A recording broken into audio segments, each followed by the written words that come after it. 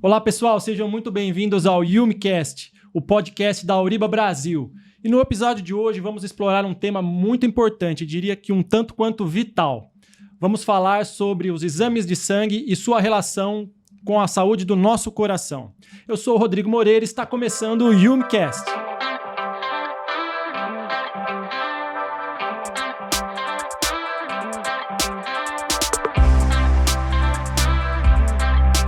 Bom, e para falarmos sobre esse importante tema, tenho aqui novamente a companhia de Fernando Jório e Fábio Oliveira. Fernando, Fábio, tudo bem com vocês? Olá, tudo bem, Rodrigo? Olá, Rodrigo, tudo bem? Prazer mais uma vez em conversarmos sobre saúde. Legal. E para brilhantar e enriquecer ainda mais o nosso bate-papo de hoje, eu tenho a honra de receber aqui o médico cardiologista Dr. Márcio De Gasperi. Dr. Márcio, muito obrigado por aceitar nosso convite. Seja bem-vindo ao YumiCast. Agradeço muito o convite de vocês, né? Espero fazer jus aí ao convite de vocês e conseguir passar um pouquinho de informação para vocês. Agora, no início de setembro, dos dias 5 aos dias 7, a Auriba Médico esteve presente do Congresso Brasileiro de Patologia Clínica. Aí, Fernando, conta um pouquinho para a gente como é que foi a participação da empresa nesse importante congresso. Claro, Rodrigo. É um congresso de suma importância, né? E para a Auriba, todos os anos, a gente prepara e trabalha com carinho para poder estar nesse evento. Esse ano, o congresso ele foi muito importante porque ele foi em São Paulo, né, uma região que tem um grande volume, né, de hospitais, patologistas, laboratórios do Brasil, né, e também teve um volume de pessoas que participaram, de médico, especialista, pessoas de renome, foi mais de 6.500 pessoas. Então, para nós foi espetacular estar lá. A Auriba participou de uma forma muito positiva, ela trouxe novidades para este evento, no nosso stand. Nós estamos com a linha de química, bioquímica, e com a linha de bioquímica nós trouxemos equipamentos que nós estamos lançando no Brasil, Yumizen, linha C, Yumizen C de Clinical Chemistry, Yumizen 240, Yumizen 560, e um portfólio de produtos muito rico, né? Desde testes como glicose, colesterol, triglicérides, enzimas cardíacas, CKMB, troponina e vários testes que tem dentro desse exame para diagnóstico de várias patologias. E dentro desse evento nós pudemos abrilhantar mostrando toda essa linha. Houve um grande interesse por parte de clientes, donos de laboratórios, além de patologistas, tinha biomédicos, bioquímicos, diversas especialidades participando lá e visitantes internacionais também. Esse congresso ele tem uma dimensão muito grande. E para nós é muito positivo a gente poder estar nesse evento, estar com a Auriba lá. Então, foi um sucesso, estamos felizes por estar lá e já estamos planejando o próximo.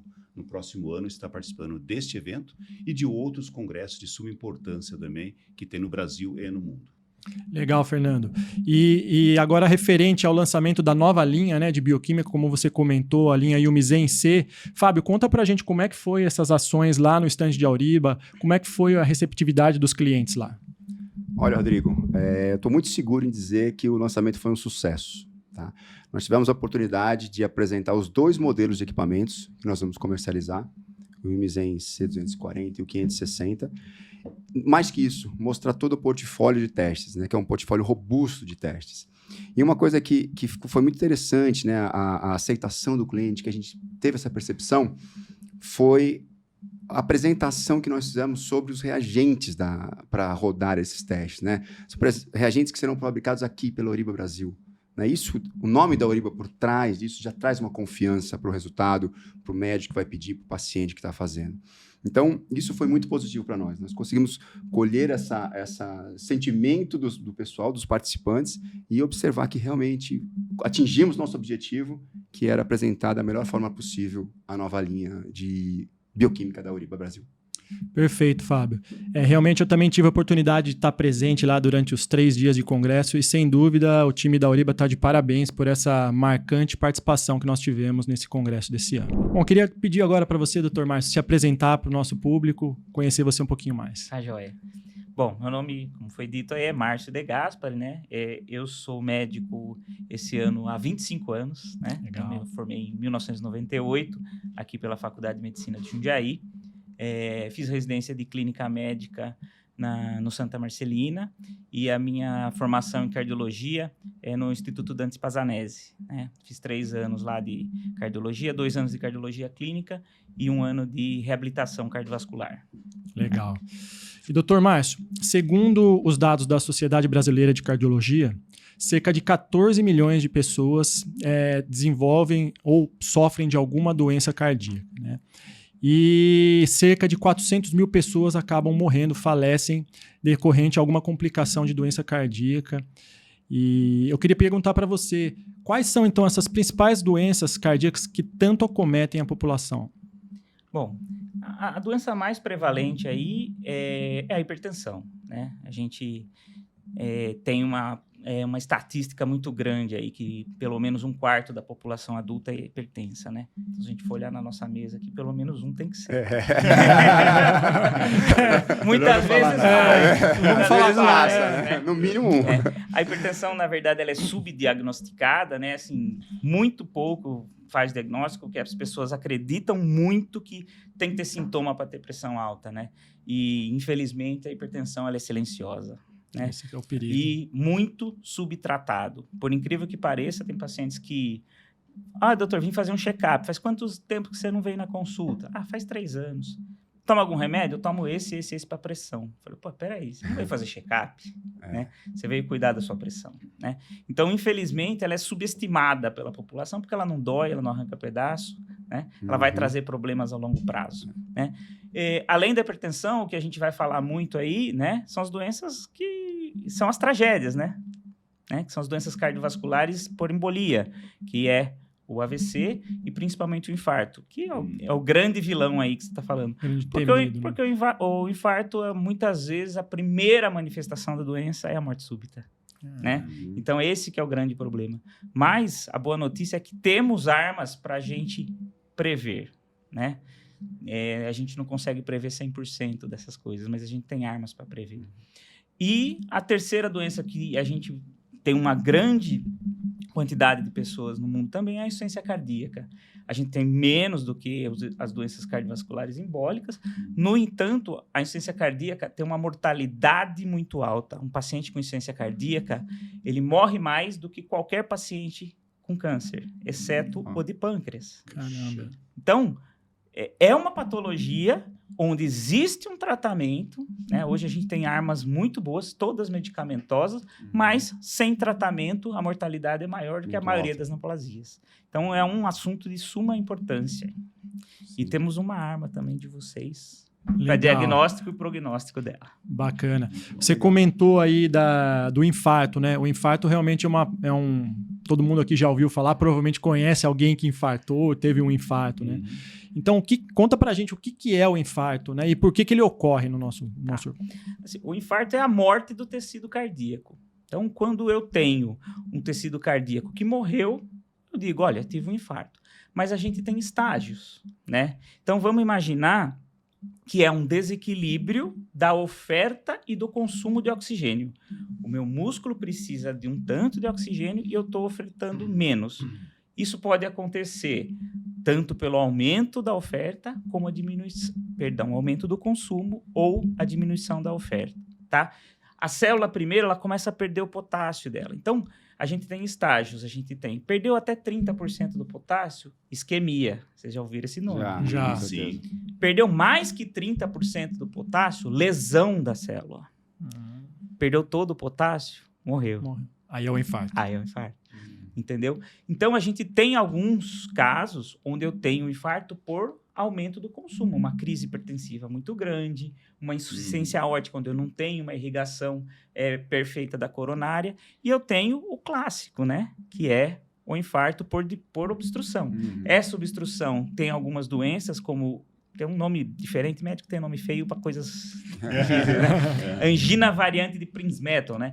Na verdade, nada mais é que o vasoespasmo. Sem placa, o vaso pode fazer isso. É uma doença muito mais prevalente em países frios, porque o frio pode fazer isso.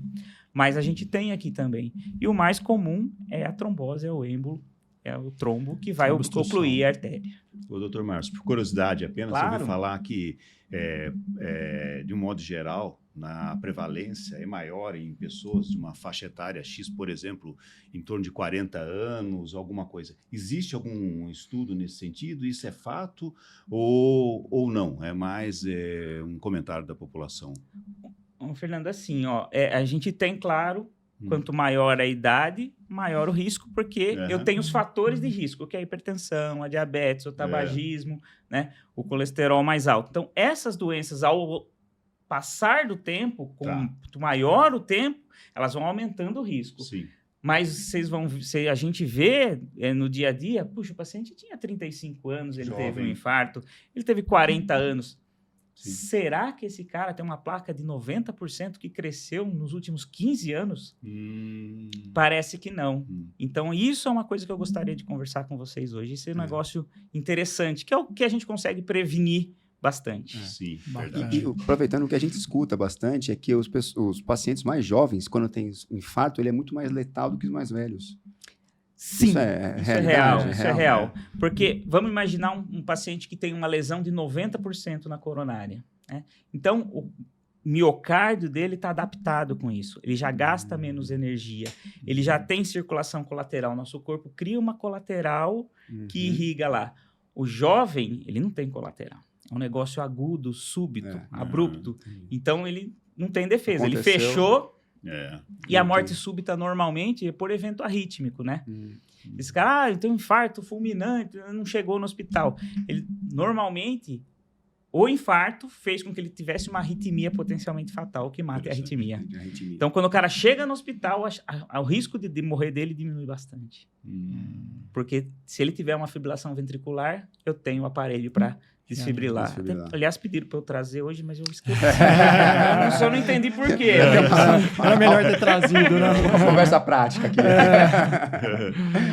Legal, doutor Márcio. Trazendo um pouquinho agora para a nossa área do diagnóstico clínico, você comentou das armas, né? Quais seriam, então, esses exames de sangue que você pede para os seus pacientes quando eles estão em consulta contigo, na tentativa de detectar ou mesmo prever uma possível complicação cardíaca?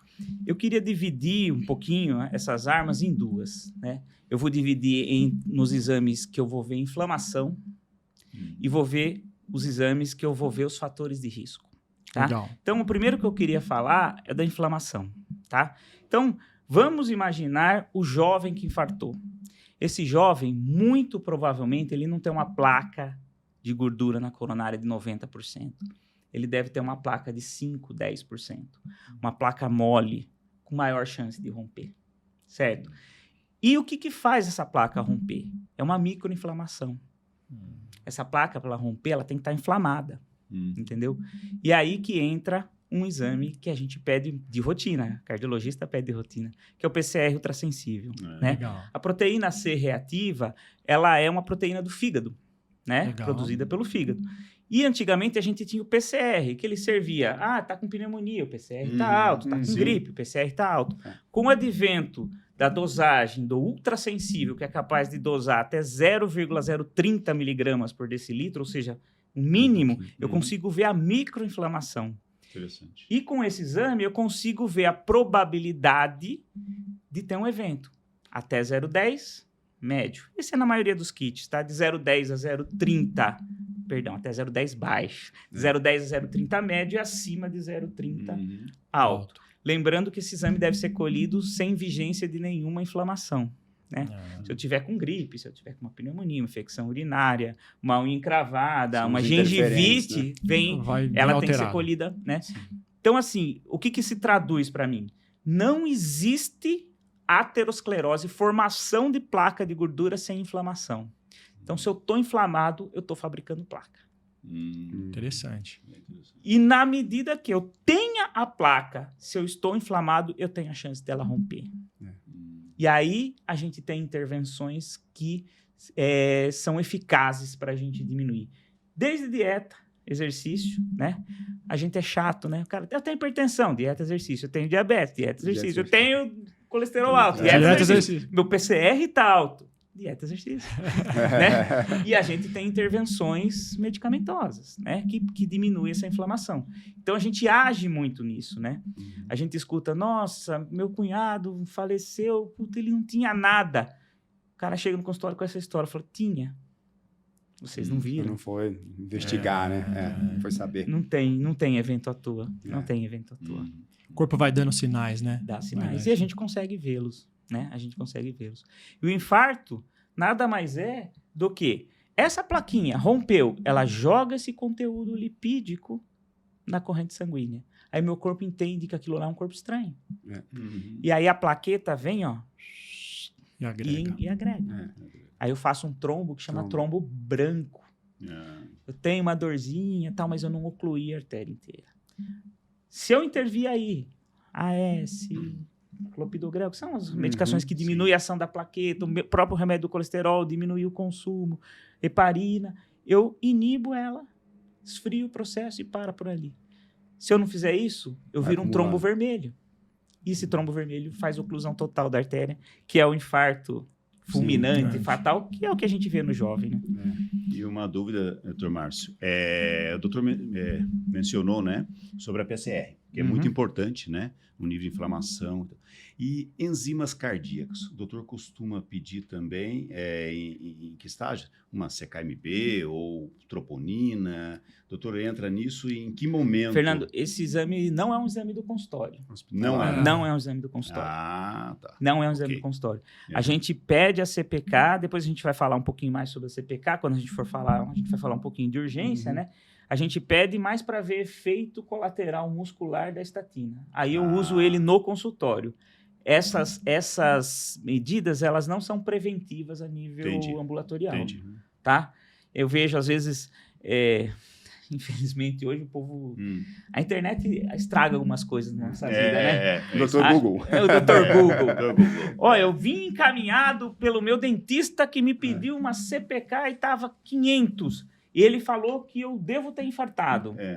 Só que ele foi na academia, é por isso que tá 500. Exatamente. Tá. Então tem uma máxima no livro de medicina. Quem não sabe o que procura, não sabe interpretar o que acha. O que acha. Então, assim, o exame é extremamente importante. Sim, Mas você tem que saber indicar é lógico. e principalmente fazer a análise correta dele. É isso mesmo. Aproveitando até o gancho do Fernando, daí, né, vamos considerar um cenário de um paciente, então, que dá entrada numa emergência, num PA de hospital, já com sintomas. Então, quais seriam as armas aí, né, ou os exames, as enzimas, né, os marcadores cardíacos que são mais requisitados nesse tipo de cenário? Bom, os marcadores, eles são essenciais para a gente, né? Mas a gente faz o diagnóstico de a gente chama isso de síndrome coronariana aguda, porque ele pode ser angina instável, que é o trombo branco que eu falei, que só a plaqueta, ali ele não fechou, Tá. ou eu posso ter um infarto propriamente dito, que eu já tenho o trombo vermelho, tudo fechadinho lá. Então, eu tenho armas para isso, e são 3 pilares. Um pilar é a história clínica, né? É a queixa do paciente, entendeu? Quanto tempo Quanto né? tempo de dor, como começou, onde ela irradia, tem algum fator acompanhante. A gente pergunta 10 caracteres da dor.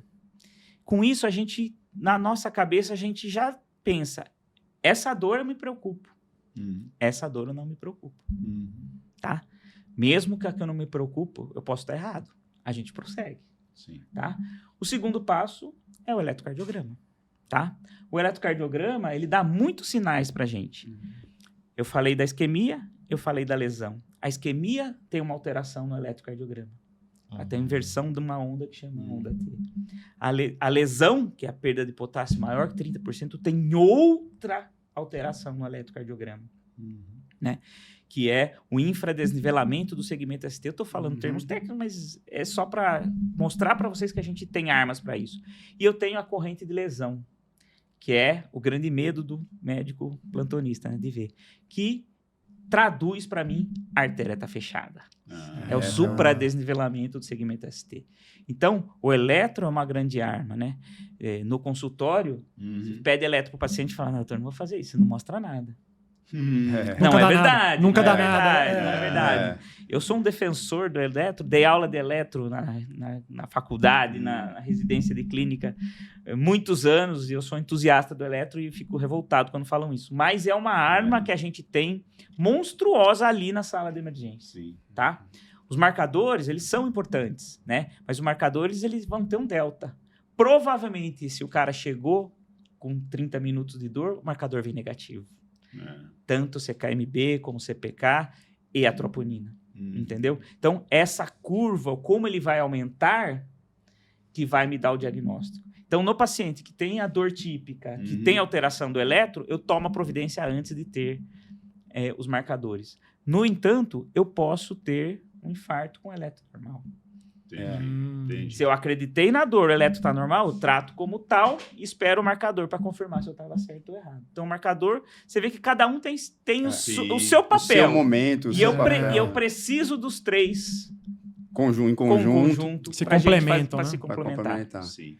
É porque é uma coisa interessante, né? O paciente chegou com 30 minutos de dor, troponina, CKMB, vai estar É normal. negativo. Vai É dar para dar negativo. normal. Então, o laboratório soltaria um resultado falso negativo.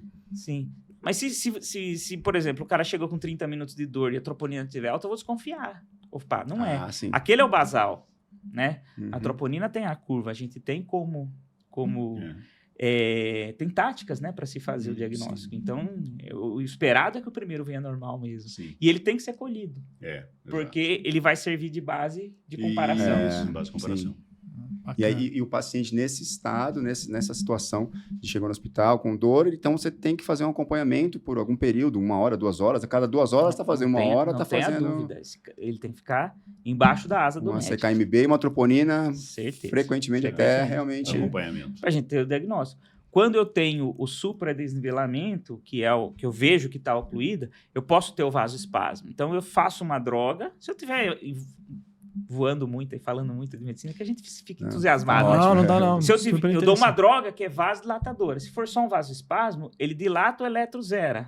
Opa, não tem o trombo. Mas se eu der essa droga e não mudou o eletro, ou seja, eu continuo com a artéria ocluída, esse cara ele não vai esperar o marcador. Ele vai para a hemodinâmica fazer o cateterismo e abrir essa artéria.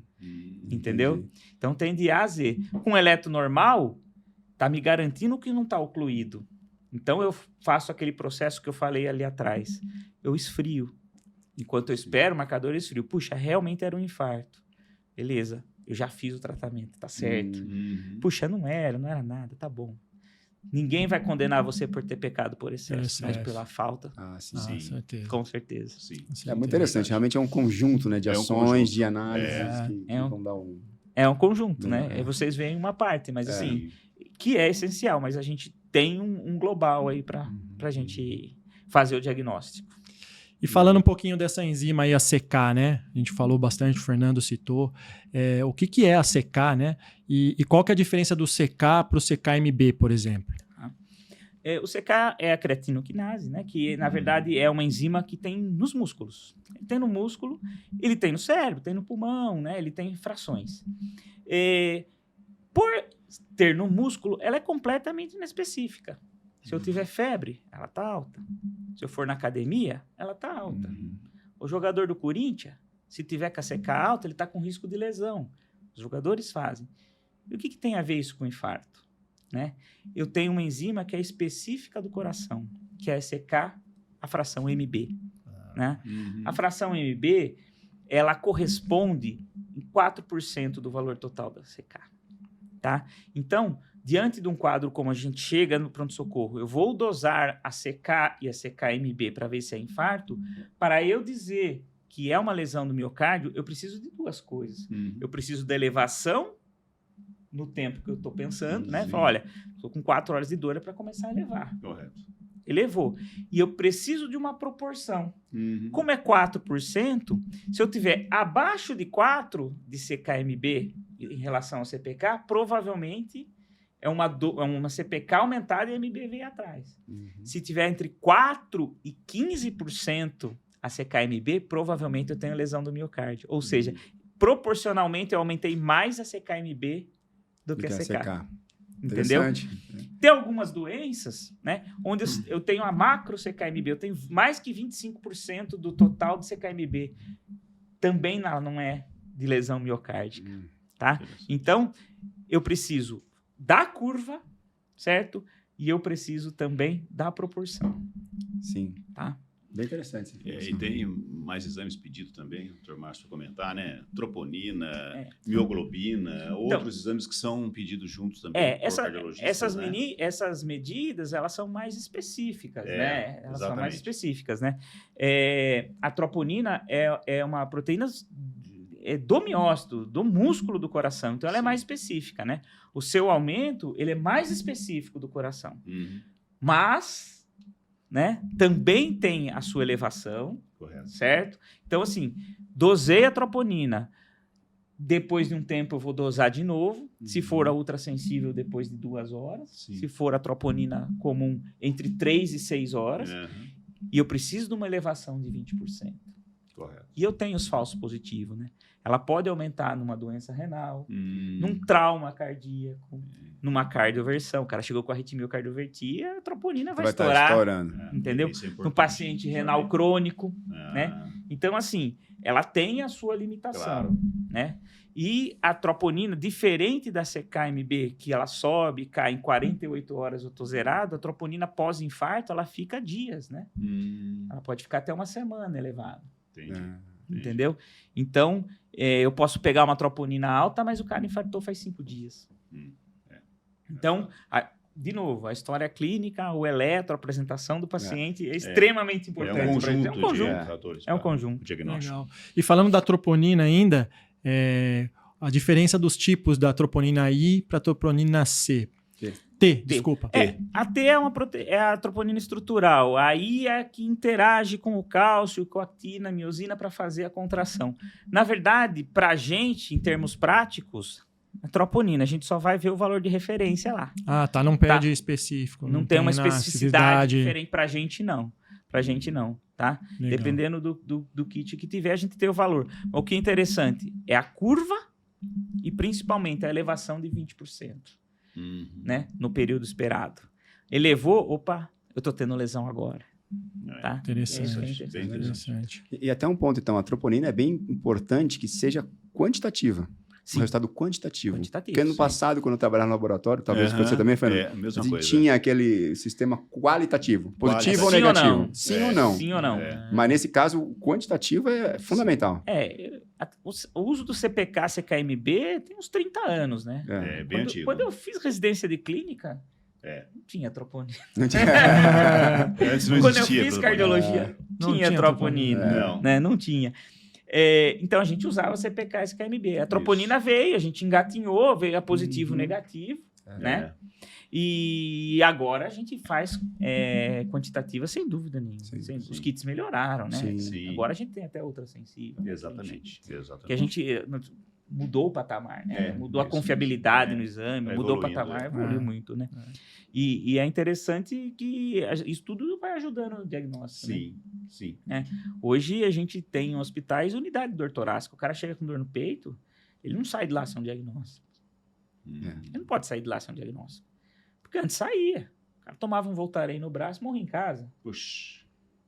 Terrível. Né? Hoje não, o cara tem que sair com diagnóstico. Tá. E a gente precisa de armas. Sim. E na insegurança, interna. Verdade. Né? Interna. Peca pelo excesso. Vai ter Pega pelo Exatamente. excesso, porque é complicado, né? Poxa, vai interna à toa? Sim. Quando eu tenho muitas armas, eu paro de internar à toa. Eu fiz 3 troponinas seguidas, normais. O eletro tá normal. Pode ir embora, Pode meu ir pra amigo. casa. Entendeu? Antigamente, não. O cara Tinha que ficar e Tinha não que tinha, ficar. não tinha escolha, né? né? É verdade. E a troponina ela é tão sensível que muitas vezes eu não chego nem até o infarto. Tem uma angina instável. Voltando no processo do trombo branco lá. Que não ocluiu a artéria, eu não tive infarto, tive uma lesão grande e tal, não sei o que, eu esfriei o processo. Mas ela é tão sensível que ela sobe. A angina instável, que a gente chama, eu tive dor no repouso, durou menos que 30 minutos, reverteu, esfriei o processo e tal. A mortalidade dela é alta como do infarto. Eu vou internar, vou apagar o processo, esfriar o processo, como um infarto. Mas a troponina é capaz de aparecer. E quando ela aparece na angina instável, ela é uma angina instável de pior prognóstico. É que eu tenho que prestar mais atenção. Então eu fiz a CPK, fiz a CKMB, eu vi que ele não infartou, mas a troponina positivou. Esse cara é de alto risco. Esse cara não pode ir para casa. Tem que acompanhar. Tem que acompanhar. acompanhar. Tem que acompanhar. Tá certo. Bem interessante ver como os exames de análise clínica ajudam, né? Em todo esse ajuda no processo, em todo esse... diagnóstico clínico, né? Às vezes não é na hora, é o momento certo de usar, de analisar. É Sim. bem interessante. Sem dúvida, são armas muito importantes, como o Dr. Márcio comenta, né? Na prevenção e até mesmo depois na condução ali, no Acompanhamento, né? acompanhamento, Sim. exatamente. Exatamente. E a mioglobina também é mais ou menos nessa Mais ou menos mesma na linha. mesma toada. Ela também tem um período que ela Sim, tem uma sim. sensibilidade maior. Exatamente. Ela é muito par né, da troponina. Mioglobina, você vê como caminha a medicina, né? Eu falei que não tinha troponina quando eu fiz residência. Eu não dou plantão em UTI faz 6, 7 anos. Eu não usei a mioglobina. Olha só. Olha que coisa. Olha só, interessante. Você É entendeu? mais novo ainda. A evolução é brutal, né? A cardiologia mudou brutalmente, né? Eu escuto, quando a gente dá aula de insuficiência cardíaca, eu falo, olha, antigamente não usava beta-bloqueador para insuficiência cardíaca. Hoje é quase um crime, né? O cardiologista que não dá beta-bloqueador para insuficiência cardíaca é quase, Sim. né? Sim. Eu sou da época que não podia. Olha só. Na minha residência de cardio, olha, saiu um trabalho, nós vamos começar a dar. A gente tem um ambulatório só para prescrever o beta-bloqueador para insuficiência cardíaca, porque a gente tinha medo. Olha que coisa. Hoje a gente tem tanta mão que o cara chega no meu consultório e fala, ó, você vai começar com isso, daqui uma semana você aumenta para isso, daqui 15 dias você aumenta para isso, e um mês você volta aqui. Cara. Eu vi o cara, Já fazia sabe, né? eletro, blá, blá, blá, blá. Hoje eu já traço o que ele vai fazer nos próximos 3 passos sem eu ver. Sim. Porque a gente aprendeu com isso. Aprende. Então a cardiologia, ela muda Vai. Com certeza, vai brutalmente. evoluindo, né? E uma dúvida, falando de exames de uma forma geral, Legal. né? Eu tenho uma paixão por isso como biomédico, né? Eu gosto demais de falar. Íons também é importante, sódio, potássio, dosagem disso, cloreto, esses íons, cálcio, como que o Dr. Márcio enxerga isso no diagnóstico? Em que momento? Ô, Fernando, assim, ó, são drogas que a gente, são exames, perdão, que a gente usa muito no cara hipertenso, muito no cara com insuficiência cardíaca, né? Perfeito. Se a gente for pensar em prevenção, e eu ainda quero falar de prevenção, porque essa é a minha praia, tá? Ok. Se a gente for pensar em prevenção, você chegou no meu consultório, doutor, não tenho nada. Eu vou pedir um sódio para você? Não. Não faz sentido. Não. Eu vou pedir um cálcio para você? Não faz sentido. Uhum. Ah, mas eu sou hipertenso e uso um inibidor de ECA que pode mexer no meu potássio, que pode mexer no meu sódio. Sim. Esse exame ele tem que ser Fundamental. trimestral. Ele é fundamental. Correto. O paciente com insuficiência cardíaca, um dos fatores prognósticos é a hiponatremia. Então, eu acompanho o sódio desse cara, muitas vezes, a cada 2 meses. Olha só. Se eu estou em dose alta de diurético, muitas vezes a gente usa doses quase pornográficas de diurético. O cara ficar bem, Sim. entendeu? Esse cara tem que fazer um sódio mensal, Entendi. entendeu? Perfeito. Então, assim, como eu disse, os pacientes falam, doutor, esse remédio é bom? Eu falo, todos são. Precisa ver se ele está certo, Se você precisa, né? Você vai te atender. entendeu? O remédio, todos são bons. É. Ele está certo, bem indicado, mal indicado, dose certa. Tem que tomar, né? Falo, não adianta comprar e não tomar, tem que tomar, né? Sim. E a mesma coisa dos exames, né? Um exame de sódio para um cara que não toma diurético, não toma inibidor de ECA, não toma um BRA, que são drogas Sim. que podem mexer com o equilíbrio hidroeletrolítico, não está desidratado, não tem sintoma nenhum, ele não faz sentido. Não faz sentido nenhum, claro. Ele não faz sentido. Então, o cara chega para mim, ó, eu estou com a pressão 14/9, eu falei, talvez eu tenha que dar remédio para esse cara. Então, esse cara merece a dosagem de íon, porque eu preciso saber o basal dele. Perfeito. Entendeu? Então, a gente acaba pedindo. O meu consultório, eu peço para a grande maioria. Sim. Entendeu? Mas se a pessoa chega, tem 20 anos, quer fazer um check-up, doutor, eu não vou pedir sódio e potássio. Claro, claro. Tá certo. Entendeu? E aí Tô vamos... atirando no pé do 6, hein? Mas assim, Eu acho que acertou o meu. eu fui convidado para falar a verdade. Falou 14/9, ele já assustou. Ele já... Exatamente isso. Ele Fábio esse tá número. assustado, Ele Fábio tá tá com esse número na assustado. cabeça. Já vou lá Vai na Uriba anotando. fazer um só de potássio. Sódio e já. potássio. Nós vamos falar de outro. Vai. Você lembra por que eu falei do desfibrilador, né? Vamos falar da prevenção, então, doutor Márcio. Dentro da prática clínica, e obviamente, né, a gente sabe que da parte do paciente, como você já citou, né, a dieta e a atividade física são sempre fundamentais, mas dentro da tua condução clínica ali, como que você conduz isso, os exames, a tua... Então, é assim, quando a gente vai pensar em prevenção cardiovascular, a gente tem que pensar em situações ou patologias que aumentam o meu risco, tá? E não dá para não falar do colesterol. Claro. Tá? O colesterol é um grande vilão. Né? Ele é um grande vilão. Ele aumenta sim a mortalidade. Ele aumenta o risco. Tá? Quando a gente pensa num cara que tem 200 de colesterol, compara com o que tem 250, o que tem 250 tem 2 vezes mais risco. Se eu comparo um que tem 300 com quem tem 200, ele tem 4 vezes mais risco. Sim. Entendeu? Por outro lado, e se eu abaixar? Né? Então, o primeiro estudo que foi feito assim, ele foi em 91, ele chama 4S.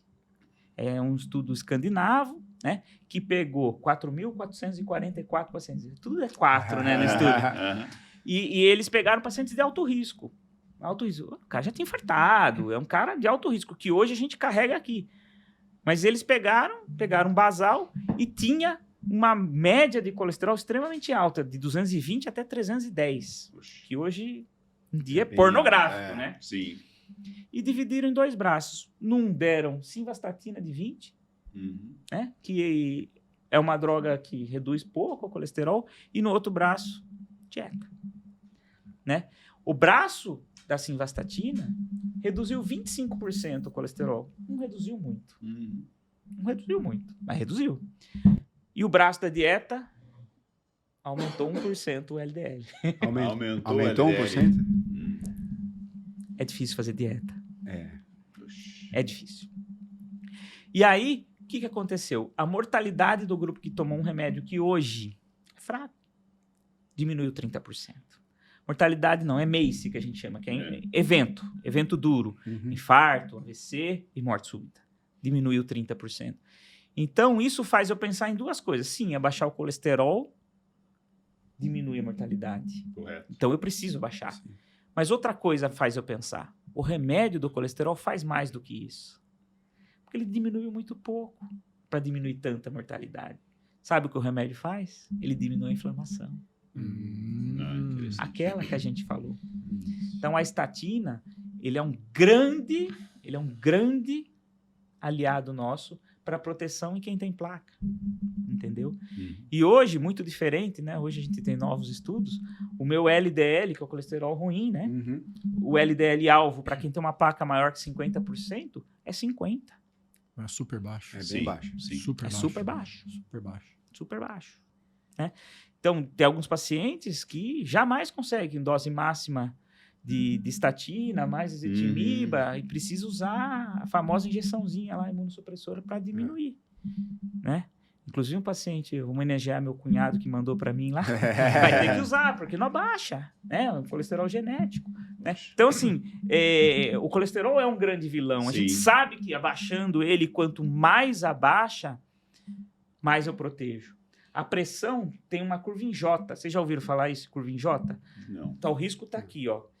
Eu vou abaixando a pressão. Abaixo. Se eu abaixar muito, o risco aumenta. Tem uma hora que ela começa a ficar mais perigoso. Ela vai dar um pico. Então, a hipotensão aumenta o risco. Por quê? O enchimento da coronária é na hora que o coração está relaxado na diástole. Se eu deixar a diastólica muito baixa, eu diminuo o enchimento da coronária, eu diminuo a oferta. É uma curva em J. O colesterol, até onde já se viu, e tem estudo com menor que 20 de LDL, a curva continua para baixo. Interessante isso. E o doutor falou bastante do colesterol, mas o triglicérides também tem uma sua importância, tem, né? uma importância muito grande, no entanto, menor que o colesterol. Correto. Tá? A gente, lógico, vai ter armas para abaixar o triglicérides também, mas você vê que o triglicérides... quanto é o triglicérides? 150. Quanto é o LDL? Depende. Eu tenho muito alto risco, médio risco, baixo risco. Eu tenho faixas. Entendi. Entendeu? Então, a gente, lógico, vai olhar para o triglicérides, mas o olhar do cardiologista, o olhar agressivo é para o LDL colesterol. Tá? O olhar agressivo é para o LDL colesterol. Sim. Tá? tá? Que é o mais difícil de abaixar, né? Porque você dá uma verdade. cuspidinha nele, ele dá uma baixada. Mas o LDL Não tem jeito. é um parto para é baixar. difícil, É difícil. A gente hoje tem um arsenal medicamentoso muito bom, né? Então, a gente acaba conseguindo 99% dos casos, né? E os que a gente não conseguiu, agora chegou no mercado aí, né? O inibidor do PCSK9, né? Que é uma injetável. Faz a cada 21 dias. E aí, junto com a estatina, junto com a ezetimiba, que é uma droga que diminui a absorção do colesterol, né? Eu faço os 3 drogas, eu consigo chegar na meta. Né? Embora tenha vários estudos aí, a gente ainda pega alguns blogueiros, colegas aí, que tiram meu remédio do colesterol. Tenho vontade de matar algum.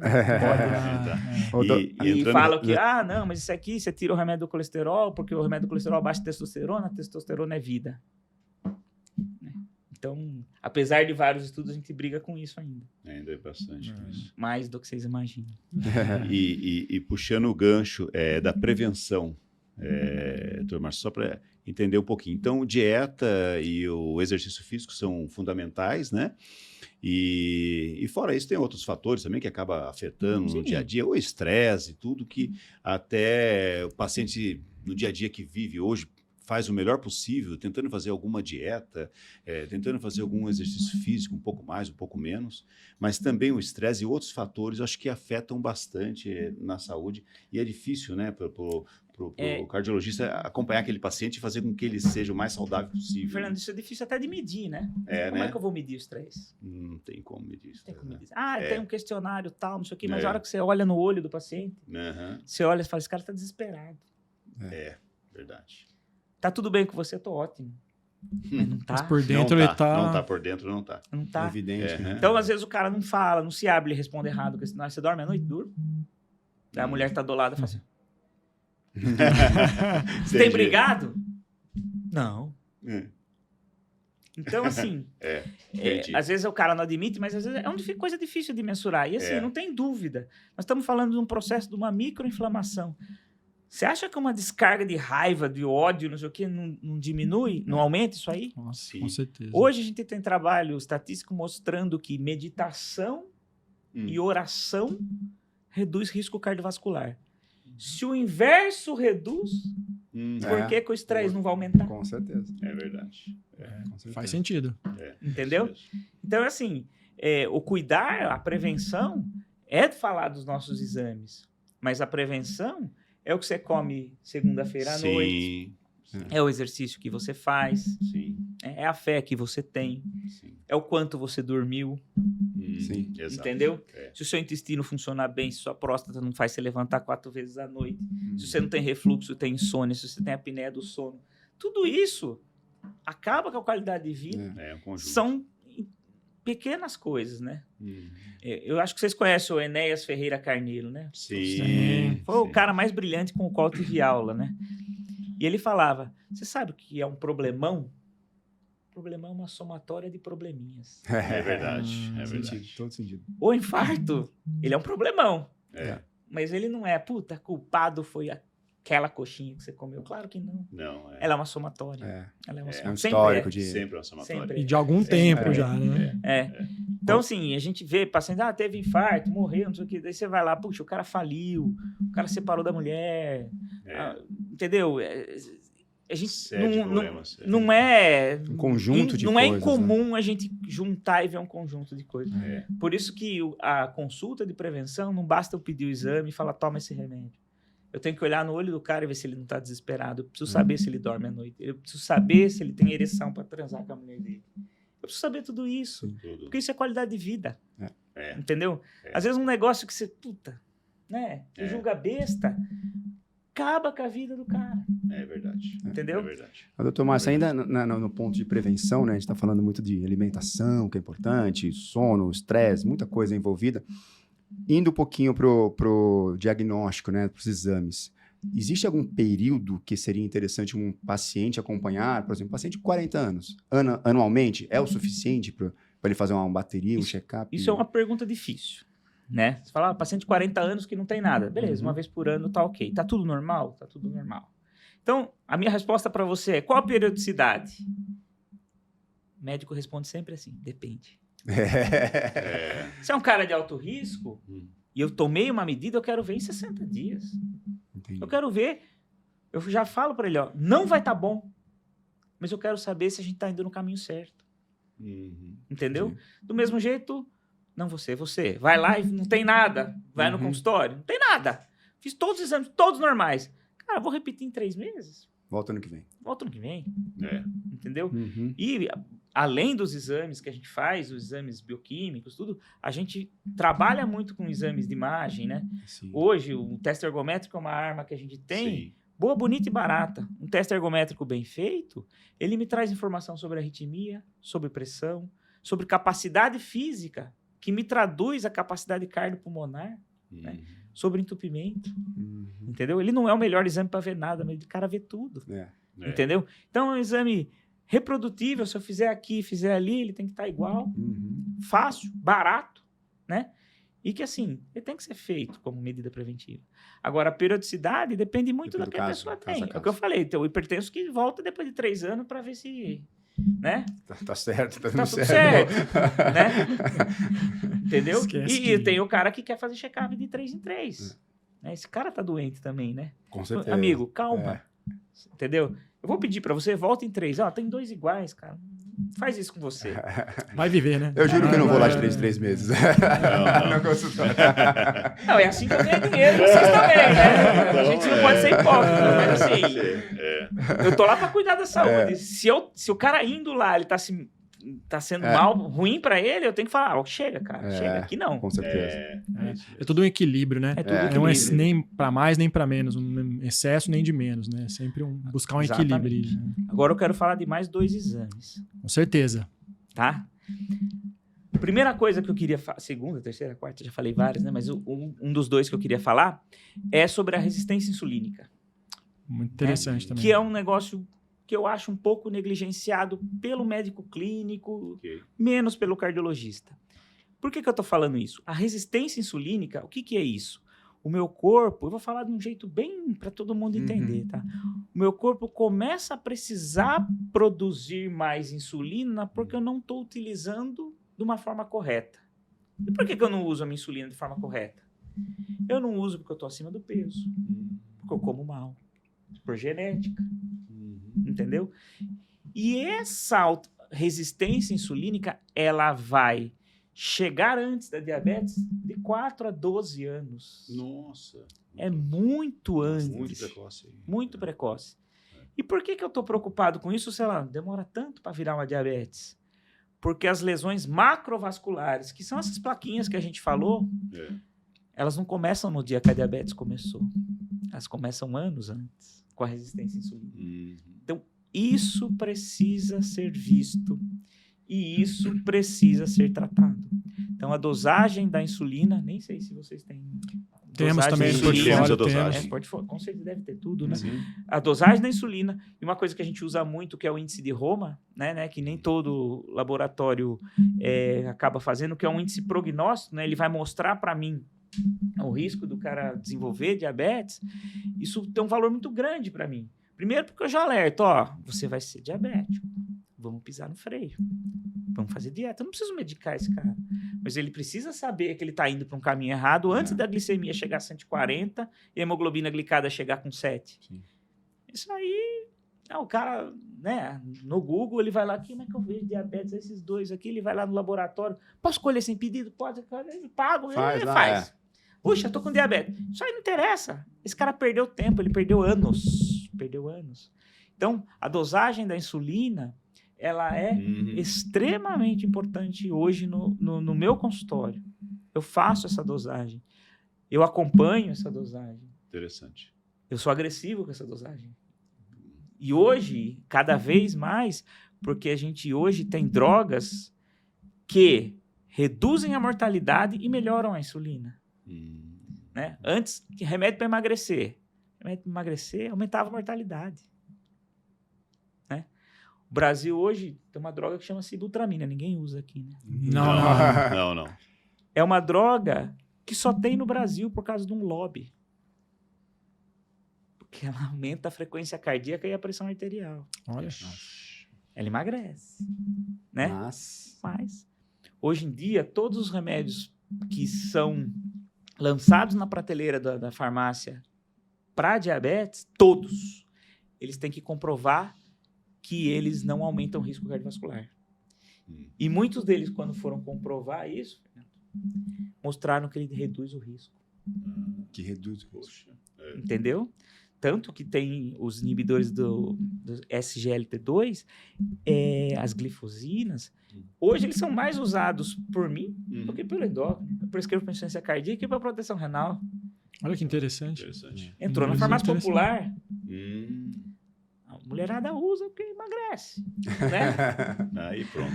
Aí junta tudo. Mas É. ele é um cara que protege, ele reduz mortalidade. Tá. Entendeu? Entendi. Então, assim, a gente trabalha hoje agressivamente com isso, porque a gente sabe que a lesão é precoce, lesão placa de gordura mesmo, e que é um negócio que a gente consegue mudar a vida da pessoa, a gente consegue mudar o prognóstico, tá? Então, a resistência insulínica é um negócio que você tem que ser visto, né? E, assim, muitos laboratórios hoje, você pede insulina, ele não faz o índice de Roma, né? Para mim é importante. Para mim é importante. É um cálculo matemático, né? Vocês que são bioquímicos, não é? É um cálculo, né? Isso. Sim. Que me falaram Mas não que liberam tente fazer. resultado. Não tente fazer. Já me falaram, não tente fazer. É cálculo. Mas, assim, Mas não seria nada complicado, né? Muito fácil. O laboratório Isso é liberar. importante. a gente usa, né?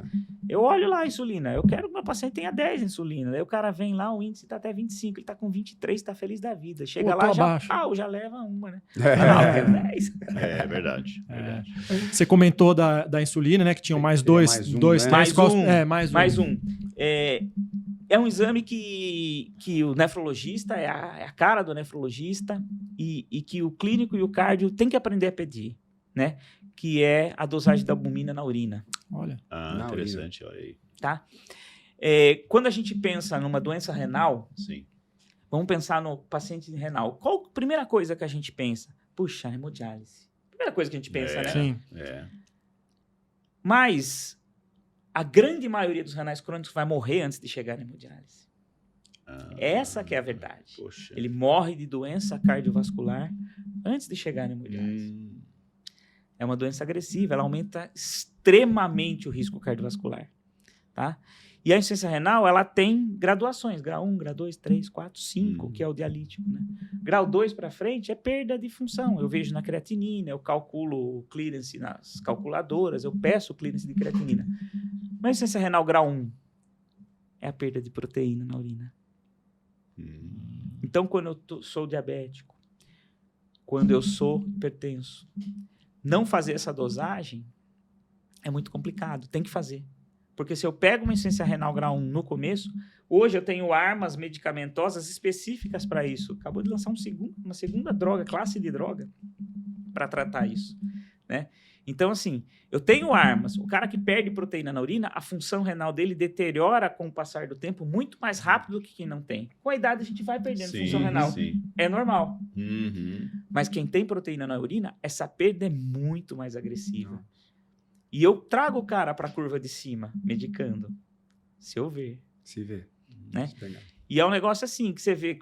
Algumas vezes eu peço lá, albumina na urina. Né? Interessante. Vulgarmente chamado de microalbuminúria. Microalbuminúria. Aí eu, no meu pedido médico, está escrito assim, atenção, é na urina. Sabe por quê? Muitos veem albumina sérica.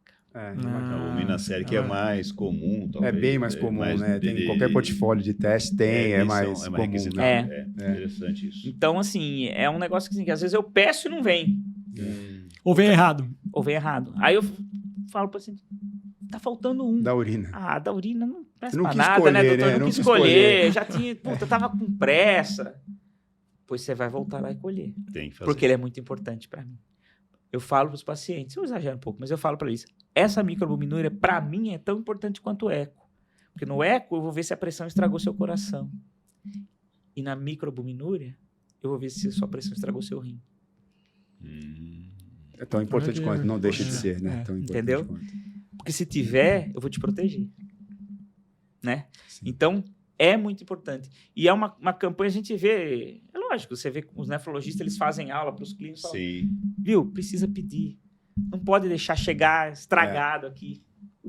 Entendeu? Porque depois que tá lá com uma creatinina de 2, 3, 4 com a ureia, faz diferença. As medidas preventivas já foram. Não adianta, vai ser só para tratar, né? Não vai ter prevenção nenhuma. É preparar para diálise. Remediar. E o nefro não tá lá para preparar para diálise, tá para prevenir também. É, exatamente. É interessante porque a gente está ouvindo o Dr. Márcio, né? Não só olhar para o coração, mas é um conjunto, né? É um conjunto. O corpo humano é um conjunto. Ele está falando aqui dos rins, Sim. que é super importante, né?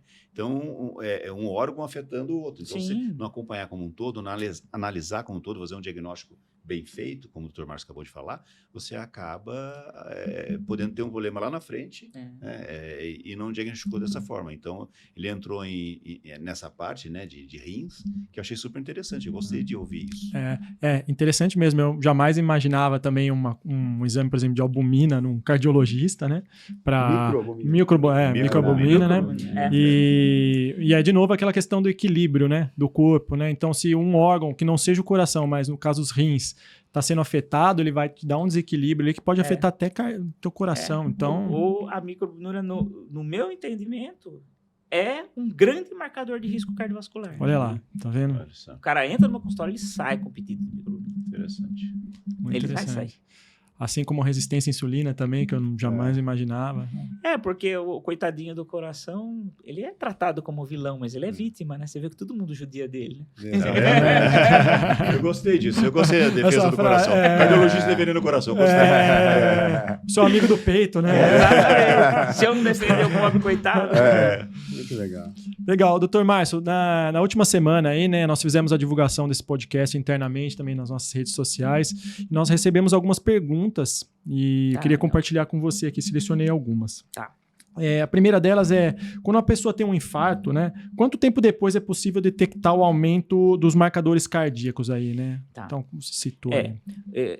Eu falei então que o CKMB a gente tem como se fosse uma curva, né? Eu tenho o início, o pico e a queda, tá? O início é de 4 a 6 horas, né? Dependendo do paciente, do volume que a gente teve de massa que sofreu a lesão, né? De 4 a 6 horas. E depois a gente tem o nadir em torno, aliás, o pico em torno de 18 horas, né? E em 48 horas ele está zerado, tá? Isso é interessante também no paciente que vai fazer só a CPK para ver se tem lesão muscular, por exemplo, pela estatina. Então, muitas vezes o cara chega no meu consultório, 1000 de CPK. O kit é 190. Puxa, será que eu tenho que tirar o remédio do cara? Vou tirar a proteção dele? Vou ter que trocar? Falo, foi na academia na véspera? Foi. Pegou pesado? Sim. 48 horas sem exercício, repete o exame. Sim. Eu tirei a lesão muscular. Sim. Eu tenho a lesão só da droga. Sim. Tá baixinho. Então, esse valor a gente usa no pronto-socorro, né? Mas a gente usa também ambulatorialmente em outros casos. A troponina é um pouco diferente, né? A troponina, a gente tem a dosagem, lembra que eu falei que eu tenho que ter um aumento de 20%, né? A ultrassensível, em 2 horas, eu já tenho esse aumento, né? O American College of Cardiology, né, de cardiologistas, ele fala para você dosar a segunda troponina entre 3 e 6 horas. A ansiedade de quem está no pronto-socorro, do paciente, do médico, do familiar, não deixa dosar em 6, né? A gente acaba dosando em 3 para ver se tem um aumento de 20%, né? Então, é mais ou menos isso. Lembrando que a troponina, ela fica alta por 7 dias, né? Então, assim, tive outra dor. Será que eu reinfartei? Troponina não serviu mais. E a velha CKMB vai subir de novo. Vai indicar, né? Então, aí, no caso de suspeita de reinfarto, de uma nova dor, a CKMB é uma arma melhor do que a troponina. Interessante. Então, e até como forma de preparo para fazer o teste do CK, não vai na academia por pelo menos 2 dias, né? O ideal seria, né? Tem alguns laboratórios que já orientam. Alguns não. Né? Nos meus pacientes que usam estatina, porque eu sou um defensor ferrenho da estatina, deu para ver, né? Sim. Sim. Se não ficou claro, ficou claro. Tá claro. E as comadres falam que a estatina dá dor muscular. A comadre vai falar, não toma esse remédio não, isso aí dá dor. Puta, mas é um negócio assim, É. divulgado muito, né? E assim, o índice de lesão muscular é muito, muito baixo, Sim. né? Tem um trabalho recente aí que é 50% a mais que o placebo, é tipo 1,5% no placebo e 2 e pouco com a droga mesmo, entendeu? Então, assim, é irrisório. Então, eu preciso mostrar para o paciente que CPK tá bom. Então, eu sempre peço para ele ficar essas 48 horas. É interessante. É interessante. Né? Lógico, às vezes na correria, assim, se passa depois tem que repetir. Eu contei caso que eu repetia, que eu precisei repetir. Né? Mas a gente, de uma maneira geral, pede sim para ficar 48 horas sem fazer exercício físico pesado. Claro. O cara que vai na academia todo dia, ele não faz essas lesões, né? Geralmente é mudança de treino. Comecei ontem. Já tá mais né? adaptado, adaptado. Né? Jogador de futebol, né? Jogador de futebol, os times fazem o CPK de rotina aí para ver risco de lesão muscular, né? Sim. Bacana. E a segunda pergunta tem a ver já com o que nós comentamos aqui, que é uma pessoa comum, assim, que não tem nenhum sintoma, nada, mas qual seria a frequência que ela deveria visitar o cardiologista e fazer esse check-up com os exames de sangue? Uma média, né? Como eu tinha dito, o paciente que é um paciente rígido, né? Que vem para fazer um check-up, o check-up anual é bem-vindo, né? Ele é suficiente, Ele né? é bem suficiente. Puxa, peguei um colesterol alto, ele deixou de ser check-up. Eu vou tratar o colesterol dele, né? Eu vou tratar o colesterol. Aliás, é uma outra coisa que é interessante, que eu não falei, eu vou aproveitar o gancho aqui, né? Claro. Quando que eu entro com o remédio? Né? Eu sempre peço o exame inflamatório com o exame do colesterol. Colesterol bem alto, inflamação lá embaixo. Esse cara não está fazendo placa, ele não está sob risco. Puxa, vamos tentar uma dieta, tal. O cara que já é diabético, hipertenso, inflamado, vem com colesterol alto, ele vai tomar remédio. Sim. Já vai de cara. Então, eu uso o PCR, ultrassensível, que é o inflamatório, a própria microalbuminúria, como um adjuvante na tomada de decisão se eu vou medicar ele de cara ou não. Ou não. Entendeu? Então, é o que eu falei. Check-up é anual. É hipertenso? Puxa, eu vou acertar a pressão dele. A hora que eu acertei, ele vem 2 vezes por ano. Mas até acertar, até eu ter certeza que a pressão dele tá boa, né? E não é assim, eu dou uma olhadinha ali, né? Eu tive a experiência de comprar um aparelho de pressão eletrônico, que eu não confiava muito no começo. Me falaram maravilhas dele no congresso e tal, lá eu comprei. Aí eu comecei a medir a pressão dos pacientes. Puta, todo mundo com a pressão alta. Nossa, esse aparelho tá errado. Eu passei uma semana que eu media 2 vezes com o aparelho e 2 vezes com o meu. 2 vezes com ele, o bicho tá certo. É mesmo, tá. Mas a hipertensão no consultório é assim... Altíssima. Caramba. A hora que você pega a medidinha, a hora que você dá uma olhadinha, puxa, 15/8, tá, não sei o quê. Aí eu ponho o aparelho lá, 159. Puxa vida, 16. Né? Então, assim, a gente tende a... Puxa, tá legal o seu remédio. Não. O cara entra... Igual insuficiência cardíaca. Quando eu dava aula, eu falava assim, ó, o paciente tem insuficiência cardíaca. Tem. Antes de chamar o paciente, você vai pensar 2 vezes assim, ó, eu vou aumentar o remédio dele, eu vou aumentar o remédio dele. Seu José entra. Só não vou aumentar se eu não conseguir. Por quê? Por quê? Porque quanto maior a dose na insuficiência cardíaca, mais eu protejo. Quando eu vou chamar o hipertenso, eu tenho que pensar, se esse cara não tiver nota 10, eu vou mexer no remédio dele. Porque é cômodo para o paciente não mexer no remédio. É cômodo familiar. É mais barato. É cômodo para mim. É cômodo para todo mundo. Mas é o pior caminho. Sim, então a gente tem que mentalizar, a gente tem que ser agressivo, a gente tem que ser chato. Cardiologista é chato.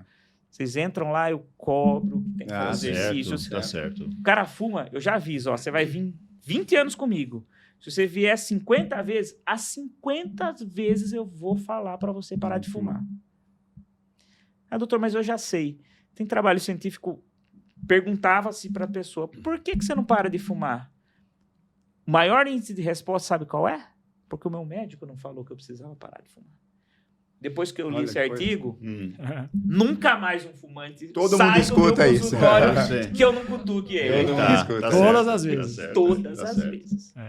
E, obviamente, acho que tem a questão do bom senso, né? A gente comentando aqui de a todo ano fazer, né? Anualmente. Mas se nesse meio tempo você sentir alguma coisa, né? Vai procurar um médico, não vai esperar, né? Esperar. Sempre né? ocorre, né? Então, né? acho que é mais... Tem um pessoal muito metódico falar, doutor, o senhor mandou vir em novembro. Eu sei que tá em setembro, mas eu voltei antes porque eu não tô bem. Mas eu não colhi o exame porque o senhor falou que era para fazer em novembro. É uma sugestão, novembro. Exatamente. Qualquer coisa antes. E tem paciente que eu brinco, o senhor vai voltar em março, mas eu vou escrever aqui março de 2024. Porque se eu não escrever, 26, né? você vai vir com o papel aqui em março de 2025 2030. e falando que eu não falei que ano era. Eu voltei em março, ele acertou o mês, né? E é isso aí, pessoal. Estamos chegando ao fim de mais um episódio. Queria agradecer ao Dr. Márcio pela presença, por contribuir aí com o seu conhecimento, com informações bem relevantes para o nosso público. E agora, quem quiser entrar em contato contigo, marcar uma consulta, te seguir nas redes sociais, quais são os seus contatos, Dr. Márcio? Eu vou colocar, então, vocês vão colocar ali para mim, né? Sim. O meu Instagram é Márcio De Gaspari, tudo junto, tá? É um Instagram onde a gente põe bastante informação de doenças cardiológicas, aí é uma coisa que a gente prepara com bastante carinho aí, né? Siga a gente lá e lá tem os contatos do consultório e alguma coisa para vocês tirarem dúvidas. Legal. A gente deixa depois ali na descrição desse episódio e colocamos na tela lá. Beleza, obrigado. Bom? Fernando, Fábio, mais uma vez, obrigado pela parceria, pela presença e pela companhia aqui em mais esse episódio. Eu que agradeço, acho que foi um bate-papo muito proveitoso, de muita informação. Obrigado, Dr. Márcio, mais uma vez, está conosco aqui. Gostaria de ficar aqui muitas horas aqui, conversando um pouquinho sobre o coração, sobre todo esse assunto interessante de saúde, né? Mas, de uma forma geral, acho que a gente conseguiu bater um papo legal e aprender um pouco mais, que é o nosso intuito aqui. Obrigado. Obrigado, Rodrigo. Dr. Márcio, obrigado mais uma vez. Realmente, como você falou, Fernando, foi super agradável, uma conversa muito informativa e prazerosa para todos nós. Obrigado. E obrigado a todos vocês que nos acompanharam em mais esse episódio do YumiCast, nessa jornada de conscientização da importância dos testes bioquímicos e a sua relação com a saúde do nosso coração. Se você gostou desse episódio, compartilhe com seus amigos, com sua família, deixe seu comentário e nos siga em nossas redes sociais para sempre ficar ligado nos próximos episódios e muita informação para vocês. É isso aí, até a próxima, tchau!